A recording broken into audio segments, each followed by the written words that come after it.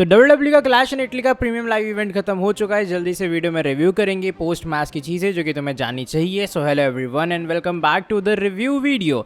बात करते clash in Italy के बारे में। हम लोग शो के दौरान तो लाइव थे, लेकिन ओवरऑल शो कैसा लगा? तो देखो, मैं शो को एक लेबल देना चाहूँगा, वो है एक मिड एवरेज शो। यानी कि शो मुझे ना ज़्यादा कुछ खास अच्छा लगा और ना ही बेकार लगा। बात करते हैं शो के पहले मैच की, जो कि था कोडी रोड्स वर्सेस गंथर। ये किक ऑफ मैच था अनडिस्प्यूटेड चैंपियनशिप के लिए। ऑनेस्ट ओपिनियन मांगो तो मेरे हिसाब से मैच बहुत बेटर हो सकता था। गंथर ने बहुत सारे बैंगर्स डिलीवर किए हैं। Kudos to Cody Rhodes too, उन्होंने भी काफ़ी सारे बैंगर इन पास डिलीवर किए हैं। लेकिन ये मैच मुझे ऐसा लगा कि ना उस एक्सपेक्टेशन तक पहुंच पाए जहां तक मैंने एक्सपेक्ट किया था, और ना WWE इसको ढंग से बुक कर पाई। तुम देख लो भाई, अभी जो रिसेंटली लूचा लिब्रे वाला मैच हुआ था, मास्क वर्सेस मास्क, वो इसकी क्या बुकिंग थी और इस मैच की क्या बुकिंग थी। हार्डली 10 मिनट मैच गया गंथर और कोडी रोड्स का, जो कि आई थिंक कम से कम 20-25 मिनट जाना चाहिए था। और आखिरी भी एक एंडिंग ना बॉच एंडिंग जैसे होती है। हुआ क्या कि गंथर ने अपना जो रोप्स होती है ना, उसके ऊपर पैर आसपास रखा हुआ था, तो उन्हें लगा भैया रोप ब्रेक हो जाएगा, लेकिन रेफरी ने 3 तक काउंट कर लिया और यहाँ से कोडी रोड्स ने उसकी लातें हटा ली और कोडी रोड्स ने चैंपियनशिप रिटेन कर ली। गंथर सरप्राइज, भैया ये क्या हो गया? और वो पता नहीं, या फिर इंटेंशनल बॉच था, यानी कि WWE जहाँ उसकी गंथर को प्रोटेक्ट करना चाह रही थी, या फिर ये एक्चुअल में बॉच हुआ और कोडी रोड्स ने कुछ यहाँ पे चालाकी की। इस चक्कर में गंथर की हार हो गई। उसके बाद गंथर फ्रस्ट्रेटेड भी थे और वो रेफरी पे चढ़ बैठे। लेकिन ये कुछ मैच यहाँ खत्म होता है। इस वाले मैच को पर्सनली मैं 10 में से, अगर मैं पर मैच रेटिंग दूं तो मैं इसको 10 में से 5 भी नहीं दूंगा यार ढंग से, क्योंकि ये मैच बहुत अच्छा डिलीवर कर सकता था। पता नहीं WWE यहाँ फंबल कैसे की। रिया रिप्ली जेड के बीच में मैच होता है वुमेन्स चैंपियनशिप के लिए। टू बी वेरी ऑनेस्ट, एक डिसेंट मैच, लेकिन एक जीरो इन्वेस्टमेंट के साथ में। यानी कि रिया और जेड दो इतने बड़े नाम है वुमेन्स डिवीजन के अंदर, लेकिन आपने उसकी इतनी बेकार बुकिंग की है कि किसी को उतना खास इंटरेस्ट ही नहीं है। और मैच की एंडिंग के अंदर ऑफकोर्स बी फैब मीचिन वगैरह भी सब आती हैं, लेकिन आखिरी में शार्लेट फेयर आई, उन्होंने रिया रिप्ली को बचाया और रिया रिप्ली ने अपनी चैंपियनशिप रिटेन कर ली। Same for this match. यहाँ मैच अच्छा था, लेकिन स्टोरी में कोई इन्वेस्टमेंट नहीं थी, तो इसको मैं यहाँ पे 10 में से इंडिविजुअली अगर मैं रेट करना चाहूँ तो 6 के आसपास करूँगा, या मे बी 7 या 6.5, इससे ऊपर तो नहीं जाऊँगा।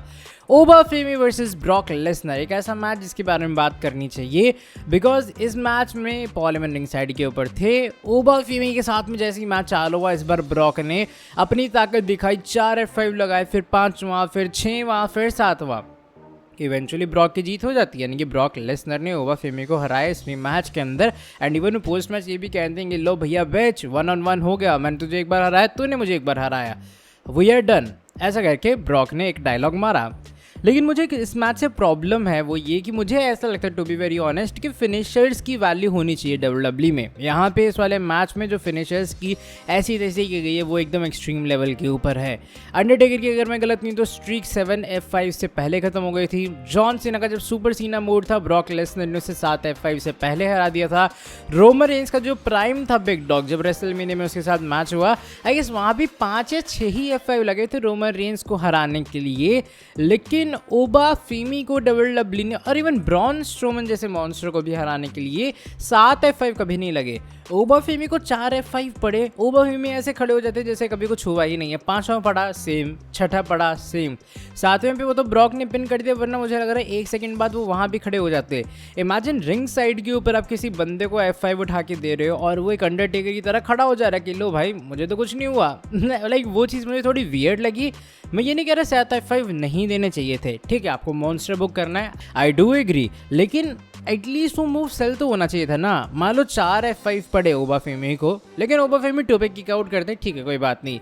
ओबा फेमी तुरंत खड़े कैसे हो जा रहे हैं? 5वां F5 पड़ा, ओबा फेमी तुरंत खड़े हो गए। अनाउंसर स्टेबल पे F5 पड़ा, ओबा फेमी तुरंत खड़े हो गए। सो आई गेस यहाँ पे सेल हल्का सा होना चाहिए था यार मूव। F5 को और RKO ये सभी मूव्स को हम लोग कुछ डेवास्टेटिंग मूव्स कहते हैं कि अरे भैया ये पड़ गए तो सामने वाली गए तो हो गया बंटा ढार, ऐसा वाला सीन। लेकिन आप उसमें, और इवन किमूरा लॉक को यार, उसमें ओबा फेमी इज लाइक अरे ये क्या है, ये तो मैं तेरे को उठा के फेंक दूँ साइड में, वो ऐसा वाला सीन हो गया। तो मुझे हल्की सी बस एक कंप्लेन है इस मैच से, बट आई एम हैप्पी कि ब्रॉक जीते। मतलब देखिए मज़ा आया मैच को, बट वही बात है, मुझे ऐसा लगा कि मूव हल्के से सेल होने चाहिए थे, वरना फिनिशर्स की वैल्यू मर जाती है। ऑलरेडी लेसनर का ऐसा मुझे लगता है फिनिशर WWE ने बरी कर दिया इस वाली चीज़ के बाद। और डेफिनेटली ओबा फेमी वर्सेस ब्रॉक का एक 3rd पार्ट होगा। अगर इस मैच को मैं रेट करना चाहूँ तो मैं इसको बहुत ईजिली 10 में से 8 देना चाहूँगा। Solid match, Brock Lesnar, Obafemi both delivered. बस मुझे वही हल्की सी कंप्लेन है कि यार मूव सेल होने चाहिए थे। Becky Lynch versus Sol Ruca for women's intercontinental championship. Matches में थोड़े बहुत बॉच थे एंड ज़्यादा कुछ खास मैं कहना नहीं चाहूँगा। और बॉच सिर्फ इसमें नहीं थे, रिया रिप्ली वाले मैच में भी था, ठीक है, कोडी वाले मैच में भी था। अब देखा जाए एक मैच वाइज में तो दोनों वुमेन्स ने बहुत अच्छा डिलीवर किया। बहुत सारे मैन हैंडल स्लैम, सोल रोका का सोल स्नैचर, बहुत सारी चीज़ें हुई, जिसका कार के साथ में जो फ्यूड है वो बेकी लिंच का टीज हुआ। मैच की एंडिंग में सोल रोका न्यू चैंपियन बन चुकी हैं। अब मुझे नहीं पता WWE के पास बेकी को लेके क्या प्लान है, क्या वो रेफरी के साथ में फ्यूड करेंगी या फिर क्या होगा, लेकिन इवेंचुअली इस मैच को मैं 10 में से 6.5 देना चाहूँगा। लाइक ठीक है, डिसेंट मैच, अच्छा मैच, या फिर इसको मैं 7 भी दे दूंगा तो बहुत ईजिली एक अच्छा मैच था। बात करें शो के मेन इवेंट की, रोमन रेंज वर्सेस जे गुएफार्डो in a tribal combat match for the world heavyweight championship. जैसे ही मैच स्टार्ट होता है रोमन रेंज क्या जे गुएफार्डो की ऐसी तैसी करने में लग जाते हैं। और ये मैच अच्छा इसलिए भी था क्योंकि इसमें ट्राइबल कॉम्बैट मैच था, कोई रूल्स नहीं थे। आप रिंग साइड पे जाके कहीं पे भी जाके मस्त लड़ सकते हो। एक बार बैरिकेड पे स्पीयर देते हैं, सिक्योरिटी उसके पीछे खड़ी होती है, भैया उन पे पता नहीं क्या एकदम रोमन रेंज चढ़ बैठते सबके ऊपर। और जे गुएफार्डो ने भी अच्छी परफॉर्मेंस डिलीवर की। यहाँ भी वही सीन था, जे गुएफार्डो पे इतने सारे सुपरमैन पंच पड़े, जेकब खड़े ऐसे हैं कि उन्हें कुछ हुआ नहीं, बट ठीक है वो थोड़ी बहुत मॉन्स्टर बुकिंग चलती है। आखिरी में रोमन रेंज फाइनली स्पीयर्स वगैरह लगाते हैं और आई गेस 2 स्पीयर के अंदर ही जे गुएफार्डो का काम हो गया और वो हार गए इस मैच में। जे उसो जिमी उसो आते हैं, जे उसो उला फाल लेके रोमन को एक्नॉलेज करते हैं। फिर उसके बाद काफ़ी इंटरेस्टिंग चीज़ ये हुई कि रोमन ने टॉन्ट किया पहले तो जेकब को कि भैया अब तो उन्हें फॉल इन लाइन करना पड़ेगा, मंडे नाइट रॉ में आओ, कहते मुझे एक्नॉलेज करने के लिए। MFT भी आती है वहाँ से और इनके बीच में एक सॉर्ट ऑफ कॉन्फ्रंटेशन होती है। रोमन कहते हैं मेरे पास इन लोग के लिए भी, यानी कि MFT के लिए भी कुछ है, और वो ये कि ये लोग नेक्स्ट हैं, यानी कि जेकब के बाद अब वो MFT सोलो, टामा और टाला को भी जाके फोर्स करेंगे कि वो उन्हें एक्नॉलेज करे। तो बस यहाँ से जो सोलो हैं वो साइड में रहते हैं और उसके बाद जो जे उसो हैं वो भी मॉक या फिर कह लो एक तरह का डोमिनेट करते हैं। जाके जेकब को कहते हैं चलो भैया ऑर्डर फॉलो करो, चलो हम लोग के साथ में, ऐसा करके थोड़ा बहुत टॉन्ट वगैरह होता है। तो ये बात करूँ ट्राइबल कॉम्बैट मैच की, अच्छी एंडिंग ही एंडिंग हम लोगों ने एक्सपेक्ट की थी। न्यू चैंपियन तो मैं डेफिनेटली एक्सपेक्ट कर नहीं रहा था। बहुत सारे लोग कह रहे थे लास्ट मिनट रिप्लेसमेंट होगी, बट ऐसा कुछ खास नहीं हुआ और जेकब ने ही कम्पीट किया। स्टिल मैं इस मैच को 8.5 देना चाहूँगा। लाइक रोमन के मैच डिलीवर करते हैं, जेकब ने भी एक अच्छी परफॉर्मेंस दी। 20-25 मिनट का मैच था, यही परफॉर्मेंस मैं कोडी गंथर से भी एक्सपेक्ट कर रहा था, बट वो नहीं हुआ। बात करूँ पोस्ट शो की तो यहाँ पे जब रोमन रेंज वॉक अवे कर रहे होते हैं तो वो कह रहे होते हैं कि भैया मेरा ये सब है, ऐसा है वैसा है, और एक QB1 क्या है, यानी कि क्वार्टरबैक 1, जो कि कोडी रोड्स अपने आप को कहते हैं ये क्या है, मैं ट्राइबल चीफ हूँ, ऐसा करके, यानी कि कोडी को एक टॉन्ट मिला। इसके बाद बैक स्टेज के ऊपर भी कॉन्फ्रंटेशन हुई है कोडी और रोमन के बीच में, जहाँ पे दोनों के बीच में आते ना आमने सामने हल्के से, लेकिन उसके बाद कोडी चले जाते हैं और रोमन उस चीज़ पे हंसते हैं। पोस्ट शो के ऊपर भी कोडी रोड्स अपना माइक वाइक लेके बैठे होते हैं और वो कहते हैं कि रोमन रेंज साइड में या फिर इधर उधर जो चीज़ें तुम ताना मुझे मार रहे हो उससे अच्छा सामने सामने आके लड़ो, यानी कि एक 1-on-1 क्यों ना हो जाए। तुमने मुझे एक बार हराया है, मैंने तुम्हें एक बार हराया है, तो एकदम ये सीधे सीधा वाला हिसाब है। तो एक सॉर्ट ऑफ कुछ इस तरीके से यहाँ पे वो किया जाता है कि भैया देख लो ऐसा होगा वैसा होगा, और इसके अलावा कुछ नहीं। यानी कि कोडी रोड्स एक ओपन चैलेंज भी तुम कह सकते हो दे रहे हैं रोमन रेंज को कि भैया आओ मुझसे अगर compete करना है तो 1-on-1 आके कर लो।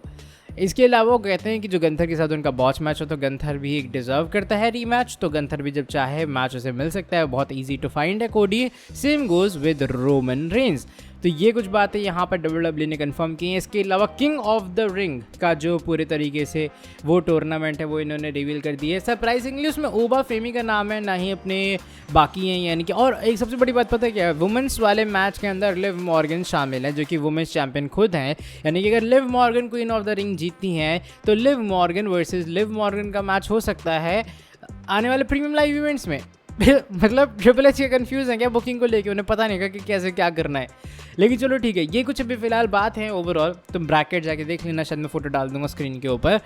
बाकी बात करूँ इसके अलावा ऐसा कुछ है नहीं जो कि तुम्हें मैं पर्टिकुलरली बताऊँ पोस्ट शो की बात में। लेकिन हाँ, ये कुछ थी बातें पूरे ओवरऑल क्लैश इन इटली को लेके। जैसे मैंने कहा, मेरे लिए टू बी वेरी ऑनेस्ट एक मिड एवरेज शो था। अगर मैं इसको 10 में से रेट करना चाहूँ, मैं 6 या फिर 6.5 से ऊपर नहीं करूँगा ओवरऑल शो को।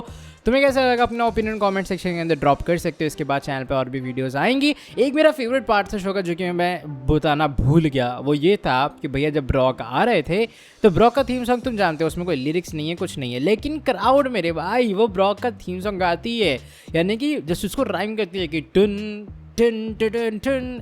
भाई वो देख के अच्छा लगा। लाइक ब्रॉक डिजर्व सच मोमेंट ना, कि आप ब्रॉक लेसनर से लेजेंडरी बंदे का भी ऐसे एकदम प्रेज करो प्रॉपर। बाकी तुम्हें कैसे लगा चीज़ें बताना कमेंट सेक्शन में। अगर मैं वीडियो को अभी फिलहाल मैं ऑफकोर्स वीडियो को यहीं पर ख़त्म कर रहा हूँ। वीडियो तुम्हें पसंद आई है, वीडियो को नीचे लाइक करो, अपनी शो की रेटिंग्स बताना कमेंट सेक्शन में। साथ ही में चैनल को सब्सक्राइब करके बेल नोटिफिकेशन को ऑन कर दो। तुमसे मिलूंगा आखिर नेक्स्ट वीडियो के अंदर। तब तक के लिए till then bye bye, take care.